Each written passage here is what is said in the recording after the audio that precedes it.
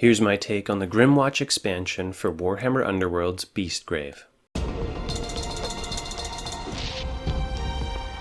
Hello everyone and welcome back to the BattleCast. Today's video we are doing my review of the Grymwatch expansion for Beastgrave. Now normally they kind of release expansions in sets of two, and so I like to compare the two factions and do a separate universal video, but they're not doing that anymore, which I kind of like, honestly.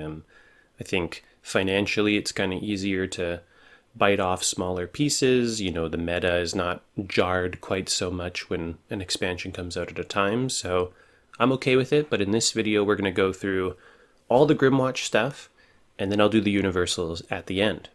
So firstly I'm going to go through the fighter cards for the Grymwatch, and this is not a small warband. In fact, you could say the Sepulchral Guard have gotten better with every season of Warhammer Underworlds, with, you know, I would say the Thorns of the Briar Queen kind of being their interpretation in Season 2, and now the Grymwatch in Season 3, who honestly look very good indeed. So we're going to start out with Duke Crackmarrow, and I'm going to just say first of all that I think that this Inspire mechanic is devastating. Any warband who inspires all at once, it should never be underestimated. I mean, the momentum can shift just that easily. Even Garrix, when they just have two fighters left because everybody else on their team has died, like, it's significant. What's more is that this Inspire mechanic of fewer than two fighters being in your territory at the end of the phase, it's not that easy to stop. It's really easy to get one fighter into enemy territory, but to get two fighters into the enemy territory in round one and still, be accomplishing the really important objectives you need to get the ball rolling, it's hard to do. I mean, you might actually be sacrificing your own well-being to try and stop them from inspiring, and if you're doing that, they may already win anyway. So now on to Duke Crackmarrow, and this guy's no joke. He's got a range 2 for 2 hammers for 2 damage uninspired. This is very akin to the Warden and a Scritch, and those fighters, they were deadly. What's more is that Duke Crackmarrow's Ghoul Call ability is affected less by charge actions because you get a free one at the beginning of the round. With the Warden and Scritch, charging with them early in a round felt pretty bad because if you needed to resurrect someone later, it was a tough call. So at least with Duke Crackmarrow, if you charge the first activation of a round, which you may not want to do, at least you got the free Ghoul Call off first, so it feels a little better. This fella, as a result of this free Ghoul Call ability, is a keep them guessing scoring machine. He moves 4, so he threatens 6, which is great. He has 1 dodge and 4 health. Now when he inspires, this fella upgrades to 2 hammers for 3 damage with cleave, which is nice. Great strength, you're up to 4 damage. And he gets 2 dodge and an extra movement. A very, very strong leader. Next we have Gristlewell Greatsword, and we've seen this stat line before with the Widow Saitha. 2 swords for 3 damage is a bit of a gamble, but it can absolutely ruin someone. Especially with the addition of supports or swarming or Gambit cards, this fighter is deadly. Now notably, he is not a hunter. He does have 3 health, and when he inspires, he gets an extra movement like all of them do, and he gets an extra dice, so 3 swords for 3 damage is good. Next we have Master Talon. Now he is a hunter, and he has a very standard stat line, but hunters in Beastgrave, they shouldn't be ruled out. I'm sure we're going to see more shenanigans with them anyway. And when he inspires, he gets 3 swords for 1, which is always nice. The more dice you're chucking, there might be upgrades later down the road, which, like Concealed Weapon or something, can benefit from many dice being thrown. Next we have the Knight's Herald, who I like this model actually quite a bit. And totally standard, he's a hunter, but when he inspires, adjacent enemy fighters get -1 dice when making an attack action. And so if this guy's inspired, and you play something like Counter Charge or a lot of these kind of ghoul movement shenanigans, you could actually, take some dice off some fighters. So, I don't know, might as well have this ability, not bad. Next we have the Royal Butcher, who's a hunter. Very standard stat line. However, when he inspires, he goes from 2 swords to 4 swords. I mean, with ensnare, but doubling your dice characteristic is crazy good. And again, maybe we'll see some cards that, extra damage off crits or something like that. So this guy's a guy to keep your eye on. Next we have Valrique, who's kind of the other workhorse of this warband. You've got Griswell and you've got her, and she's got 3 health, which is a marked improvement. She is a hunter, and she's 2 swords for 2 damage and inspires to 3 swords for 2 damage. But she also gets 2 dodge when she's inspired, which is important because she has some cool upgrades that, you're going to want to keep her around for. Now, lastly, we have the Duke's Harriers, and up until now, animals have never really been that good. Riptooth Withstanding, of course, that guy's amazing. Best doggo ever. But these bats, though, I think, are going to be the second best animals in Warhammer Underworlds. Moving through stuff is always nice. But 3 health is no joke, and inspiring to move 6 spaces through things is crazy. 2 dodge, 3 health is not easy to deal with at all, and they roll 3 for 1 with ensnare. I mean, talk about expert mobility, and you can move on to an objective to stop someone from getting on it. You could very easily, you could put these guys on guard or equip them with one of those considered on guard upgrades. Just go sit them on an objective in enemy territory, like time well spent, or go push someone off an objective in enemy territory. I mean, these guys can go the distance, and they might not even give up a free glory like someone like Graal would. So we're going to talk about the faction-specific cards for the Grymwatch, and I'm going to try something a little different this time. I'm going to flash the card on screen, and I'm just going to speak to it. I'm not going to read out all the mechanics unless I find them particularly interesting, just to try and save time. So the first card we have is Bravely Done. Now, we've seen this type of card before where you need a supporting fighter, and, I've never really thought they were that good, but the Beastgrave expansion has been throwing around some pretty outrageous push cards, both enemy or friendly, and the Grymwatch are no exception. These ghouls are janky as hell, and they have great ways of moving around the map. So I think this card's actually pretty good for them. It's going to be pretty easy to get a supporting fighter. Taking someone out of action, might be a little harder. Next we have the Carnal House, and this is a really great hybrid card because it's basically combining Conquest and Denial into one card for 2 glory. And Denial was very easy to stop, and therefore it really lost favor. Conquest was a bit harder, and to put either card in your deck knowing that they could be shut down or they were hard to achieve, yeah. But this being both in one, I think it totally will see play. It certainly has decreased the risk of running this type of card. Now next we have Defending the Hearth, which is a score immediately for 1. And I kind of was wondering about this card, how often are the Grymwatch going to be on the defensive? And I think that killing the Duke is going to be very important in this matchup. So, there's incentive for the enemy to run at you and try and kill your leader so they minimize the value you get off Ghoul Call. But I do think that if rushing the ghouls turns out to be a viable strategy for shutting them down, like if it turns out that when you play the Grymwatch you just want to run in there as fast as you can, then maybe Games Workshop putting a card in that's like Defensive Strike is actually going to be a good, kind of comeback mechanic. I think that this is a nice card to have the option of running, and we'll maybe see it played as the season matures. Next we have Ghoul Pack, a score immediately for 1, and this card's good. And we'll get into the Gambit cards, which is important. Normally this is actually a rather challenging card to score. We've seen many cards like this. But the ghouls, man, they can push like crazy. So this is definitely a good card for them. Getting 3 fighters around a single fighter, not hard at all. And next we have Glory of the Court for 1 glory. Totally easy to get, in my opinion.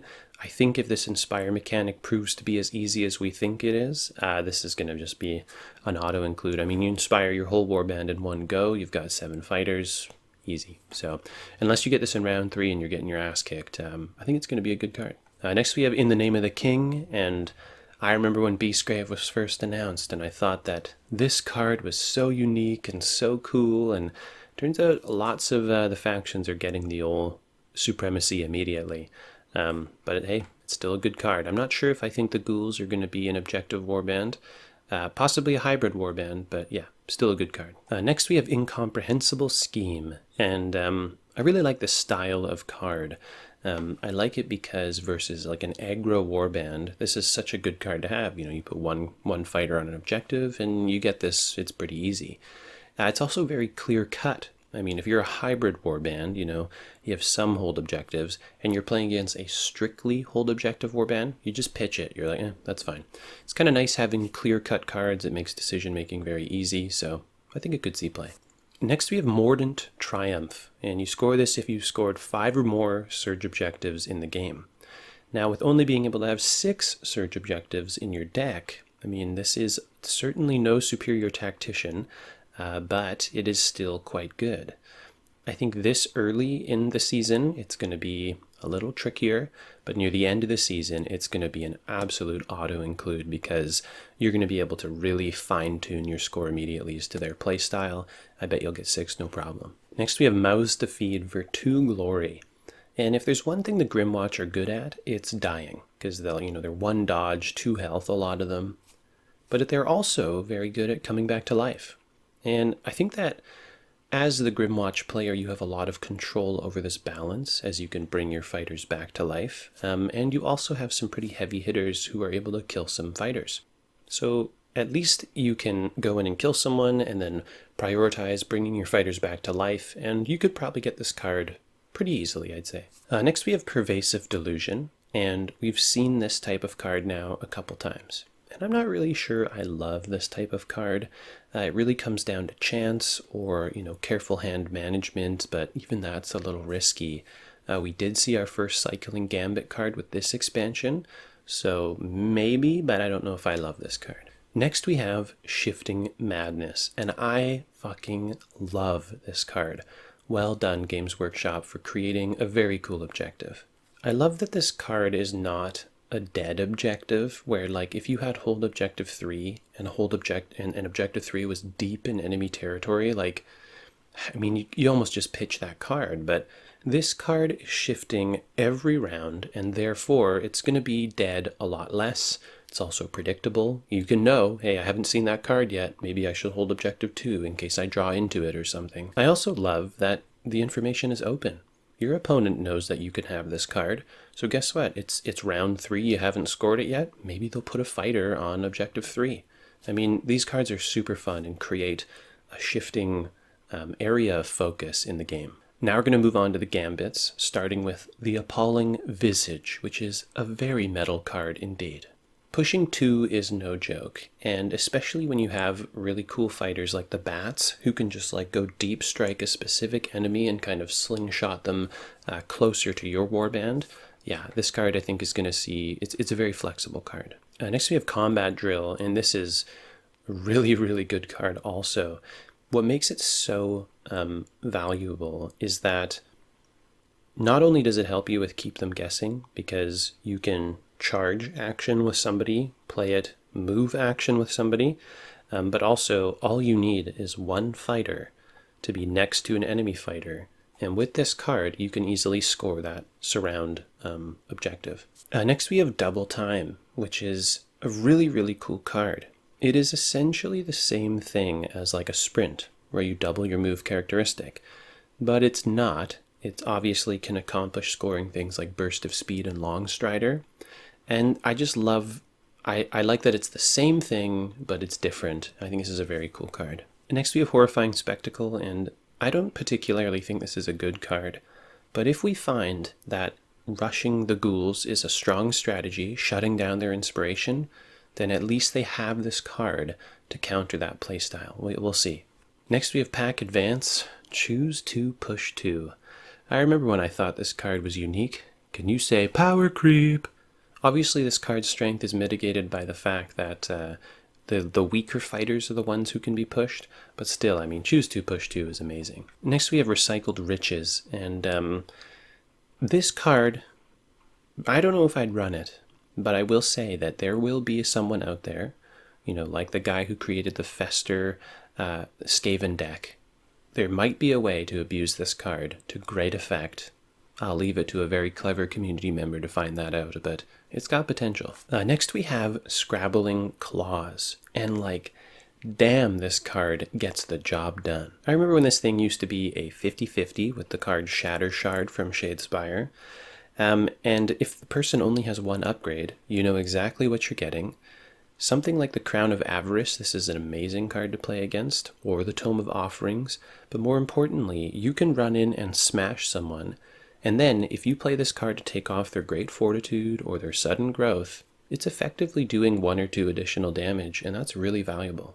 Next we have Stench of Victory, and this card is super cool because with fighters like the Bat, who are very mobile and can be where you need them to be, you know, 3 swords for ensnare. All you need to do is successfully hit, and you can kind of bring someone up and maybe get them into the place that you need them to be. So I think this is a cool push 3 that you have decent control over. It's good. Lastly, we have the Strident Summons, and every Resurrector has this card, and it's always been run forever. So this is an auto-include. Notably, it is a specific ploy. Now, those didn't exist in Shadespire, so the Warden could be dead, and you could still play Restless Dead and bring one back. So this kind of stresses the importance of killing Duke Crackmarrow if you can. Now we're going to move on to the upgrades. The first upgrade is the Aura of Command, and this is essentially the Sepulchral Warden in an upgrade. Now, specific upgrades are always very hard to fit in a deck. And furthermore, I'm not sure if the Grymwatch need this kind of movement economy. They have so many push cards and, you know, combat drill and whatever. I mean, the Sepulchral Guard moved 2 spaces. These guys move 5 inspired, so I don't think you need this. Next we have the Grip of Madness, which is a absolutely cool idea for a card. I like that you're just like holding on to this objective, but a lot of the fighters in this warband, I think, are at risk of just straight up dying. So I'm not sure if being pushed is the most of your worries. We have a very cool upgrade next called the Hunter's Nose, specific for Valric. And this card is powerful, and I think it's more powerful still because of the Quarry interaction. And we don't fully know how crazy the Quarry interaction is going to be, or the key word, because we're still so early in the season. So presumably this card will only get stronger as the season progresses. I foresee some very smart community members coming up with Quarry-based decks that are going to be pretty deadly, but I think it's going to have to be near the end of the season. Next we have Impervious Delusions, which is a super strong card. With such an emphasis being placed on killing Duke Crackmarrow, a card like this might be the thing that you need to just shut your opponent's attempts at killing your leader. Furthermore, movement does not seem to be a problem to the Grymwatch, so throwing a Sudden Growth on Duke Crackmarrow, or, you know, Great Fortitudes and Tome of Vitality, that seems totally fine. And imagine if you have Sudden Growth on Duke Crackmarrow, he needs to take 3 hits to die, at least. Now, obviously, barring any shenanigans, but still, I mean, talk about disincentivizing killing the guy. Next, we have Seized Weapon, which is obviously the best weapon we've seen both thematically and actually in Beastgrave. Ripping off someone's arm and beating them with it is just so metal. An instant damage from an upgrade is obviously one of the best uses of that slot we've had so far in Warhammer Underworlds. Usually you need to give up a restricted Gambit slot to achieve that kind of damage efficiency. Now you have it in an upgrade, and you have a 3 sword for 2 damage as well. Totally amazing card. Next we have Severed Trophy, which is a Crackmarrow specific upgrade giving him an extra glory if he kills someone.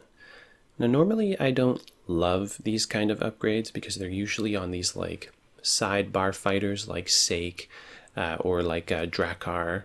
But for someone who inspires to 2 hammers for 3 damage with cleave and has, you know, some decently defensive upgrades we can see now, I mean, Duke Crackmarrow can do work. Lastly, we have Well Motivated, +1 dice for range 1 or 2 attacks. Duke Crackmarrow's looking thick. So that's my overview of the Grymwatch Warband. There's a lot to talk about with these guys. They are very cool, and I think Games Workshop, You know, if the Thorns were a remake on the Sepulchral Guard, then I would say probably that the Grymwatch are a remake on the Skaven. And I think they've done a very cool job. They're a very exciting warband. I don't think they're too strong. I'm very curious to see how effective shutting down their inspiration is as a counter, and some of the most interesting and cool and thematic cards we've seen in Warhammer Underworlds so far. So, totally pleased. I'm probably not going to be playing them on the channel too much. You'll see them on the channel, but everybody and their dog around here is like, I'm a Grymwatch main, I'm a Grymwatch main, so what do you do? Now we're going to talk about the universal cards that come with the Grymwatch expansion. So the first card we have is Coveted Spoils for 3 glory. And there's a lot of good things going for objective play this season, so I think that, you know, it's certainly more prevalent than Season 2, and that has a lot going for this card. But I think the dream is probably going to be running this into an objective comp, where they probably will still have to score their objectives knowing that you have this card. But versus an aggressive comp, I mean, if you get this thing off, you're not getting it off again.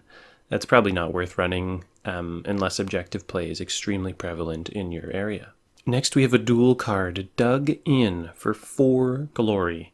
And if you thought Supremacy was hard, try doing it twice, which is exactly what this card is asking you to do. I think the ideal way to score this card is going to be holding 3 for Supremacy, and then if you're in a good spot, you can mulligan hard for this card. But yeah, it is going to be a tough card to get. Though I will say that a lot of times I think when you score something like Supremacy, your opponent is like, oh, well, he got Supremacy, so there's no need to push his guys off. You know, he already got it. So you might be able to squeak it out. Next we have Fateful Strike, a Surge card for 1. And this card is amazing, but ironically it comes out in Season 3, which so far I think we only have like 2 fighters that have a defense characteristic of 2. If this thing came out in Season 3, or in Season 2, I think it would have seen a lot of play, and it probably still will. But yeah, right now, the slim pickings for the 2 defense models. Next we have Path to Glory, which is an absolutely awesome card, and it has hybrid written all over it. This card plays really nicely into an objective holding deck who is left with 2 objectives on their side, as in their opponent has chosen to take 3 objectives and they're left with 2. Well, you're obviously going to grab those, and you're kind of forced to go into your opponent's zone and probably kill some people, so Path to Glory actually plays quite nicely into that style. Next we have the Swift Capture, which is a Surge card, and you get it if you hold an objective in your zone and an objective in their zone after an activation. This is the card I was most excited for my Objective Beastman deck, and you know there's already objectives for holding objectives in other people's zones, so I think that this is a good card for sure. Next we have The Beast is Slain, which is a score immediately for 1, and you get this if you kill the leader or a quarry with a hunter. And so far I think this card is but the hunter chick, Valrique, from the Grymwatch, you know, with her upgrades that makes everyone quarry, I mean, this has her written all over it, and I suspect as the season goes on, this could be a very good card. So next we have a card called Cloaked in Shadow. I'm going to read this guy off here. So choose a fighter. Until the end of the next activation, that fighter is a quarry. Players cannot choose that fighter when a gambit is played, and that fighter cannot be dealt damage by gambits. So this card makes me feel like Games Workshop has something very sinister coming down the pipe. Playing this on an enemy can help score objectives like The Beast is Slain, but it also can stop your opponent from playing like defensive cards. I mean, last chance is gone, but like you could have played this on the enemy and then they couldn't play last chance or rebound or something like that. Now, those cards aren't around anymore, but there probably will be some shenanigans, and this card might be very clutch indeed. Next we have Exhaustion, and if I understand this card's meaning, basically it's saying if your opponent charges in the next turn after you play this card, that fighter takes a damage. And it's hard to say if I think this is actually worth playing. I mean, the worst case scenario is that they charge someone and take a damage. And probably the best case scenario is they don't charge, they choose another action, which is kind of what I think you're wanting them to do, so, okay. And next we have Frenzied Search, and I'm actually choosing to run this card in one of my decks. I am not sure if I think it's good or not. It's essentially spend 2 power cards to draw 3 power cards. It's certainly no improvisation, but I think it's the only deck cycling we have right now, and that might be kind of good. Next we have Madness Dart, and this shit is amazing. This effect lasts until that fighter is out of action. Not until the end of the activation, not until the end of the round, until they die. You can just run your chaff at Molog, play this card, have a nice day, bro. You put this on Cursebreaker, and his spell attack action is now hitting on criticals only. I mean, this card, I think, will single-handedly bring back that card that kills persistent effects from Night Vault. And yeah, I mean, I think this will probably hit the BAR pretty quick. Next we have a very outrageous spell. It is Mass Upheaval.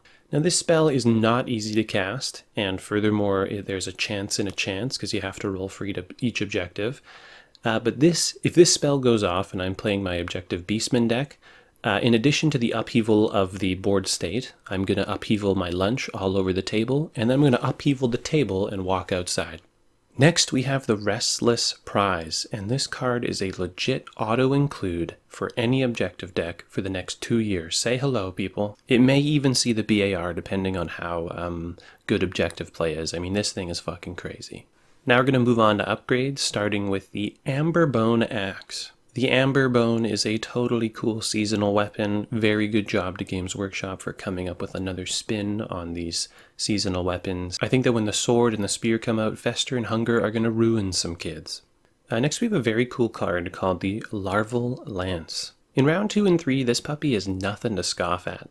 And especially at range 2. I mean, this could be a game finisher in a very tight game. Next we see a spell, the Mazig's Many Legs. And I wonder if these are going to be our sphere cards this season, like we saw in last season, the Sphere of Akshi, the Sphere of Gur. Maybe it's going to be like Mazog's blah, Mazog's it, whatever. But 2 range is, I think, a little too close to make this card good. If it was range 3, range 4, I mean, in an objective deck with a caster, this would be awesome. But yeah, it's just a little tight. Now I'm going to do a 2-fer here. I'm going to talk about Stone Form and Survival Instincts. Now, College Shadespire actually put out an article on, I believe, Survival Instinct, but I'm going to talk to both of them. And I'm of the opinion that these 2 cards are absolutely powerful and auto-includes, especially right now. They essentially give your opponent a benefit, but that benefit relies on your opponent capitalizing on the Quarry keyword. And that keyword is its weakest now, with only 1 expansion out. Therefore, that's why I think they should be run in every deck. Now, as the season goes on and the Quarry keyword gets developed more and more, these cards are going to have more drawback to them. And it only is going to happen if your opponent is actually making a deck around it. And if they are, of course, you can choose not to put these on. But if they are not running anything that capitalizes on Quarry, these are basically a free Never Be Pushed and a free On Guard, especially the Considered On Guard. I'm actually running both of these cards. I think they're absolutely fantastic, and everybody should be running them. And when you come up against the Quarry deck that's going to ruin you, well, you know your time ran out. And lastly, I'll just speak to the Trophy Belt upgrade. Now, this is an absolutely wonderful modification to the Tome of Offerings. I do not think that this will see the BAR because it was so cleverly tweaked. You know, similar to the Awakened Weapon that we saw in Dreadfane, which is, it's your first attack action that you get the reroll on every round. Now that's actually a very fine upgrade, nicely balanced. Now Trophy Belt is really clever because it's restricted to hunters, which, you know, as we're seeing, are not typically the heaviest of hitters. But furthermore, you get a spent glory if you kill someone, but if they're a Quarry, you get an unspent glory. So it's just, you know, it's making you work a little harder, which I think is totally reasonable. And worst case scenario, if you get spent glory, you're still going to win. You know, it's still helping you win the game. It's not helping you snowball the game, though. So very impressed. Clever, balanced decision there. So that's it for my look at these universal upgrade cards. I don't know if there's a couple good ones in here. I mean, the main thing is the Grymwatch are so dope. So you should obviously get the expansion because they're amazing. But as for the universal cards, I don't know if there's something in here that you totally need. Nothing is blowing me away. I do think there are a couple objectives that in the game's current state, you kind of need. We're a little tight for good objectives. So anyway, universals I'd say are fine, and but the Grymwatch are obviously amazing, so get it for that. Anyway, I hope you enjoyed this video. Thank you so much for watching, and I'll see you next time. Thanks for watching. I hope you enjoyed the video. Please consider supporting the channel by liking this video or subscribing to the channel, and especially hitting that bell icon. Feel free to leave comments in the comments section below. I love talking with you guys. Until next video, I'll see you then. Thanks.